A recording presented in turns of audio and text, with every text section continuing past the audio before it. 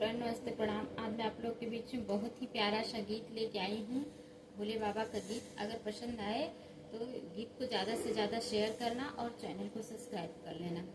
बुला लो काशी नगरी ओ भोले बाबा, बुला लो काशी नगरी ओ भोले बाबा, ओ भोले बाबा, ओ भोले बाबा, बुला लो काशी नगरी ओ भोले बाबा।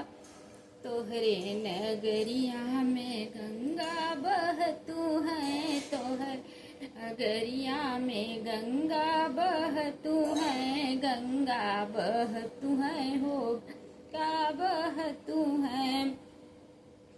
लगा के आइब डुबकी ओ भोले बाबा, लगा के आइब डुबकी ओ बाबा, बुला लो काशी नगरी ओ भोले बाबा, बुला काशी नगरी ओ भोले बाबा।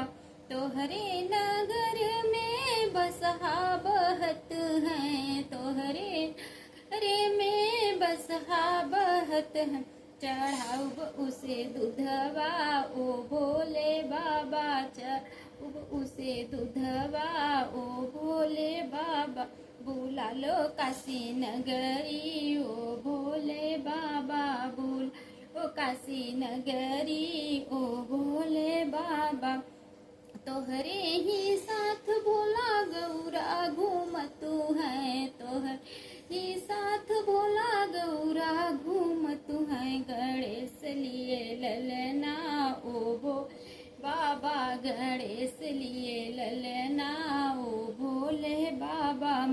लो काशी नगरी ओ भोले बाबा, बुला लो काशी नगरी ओ भोले बाबा, ओ भोले बाबा, ओ भोले बाबा। काशी नगरिया में सत्ता बहतू है, काशी नगरिया में सत्ता बहतू। लगाओ चरण दूरी ओ भोले बाबा, लगाओ चरण दूरी ओ भोले बाबा। बुला लो काशी नगरी ओ बाबा, बुला लो काशी नगरी ओ भोले बाबा।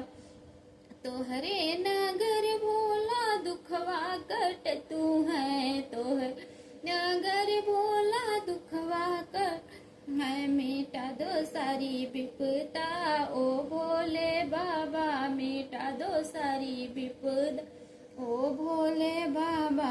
बुला लो काशी नगरी ओ बाबा, बुला लो काशी नगरी ओ भोले बाबा।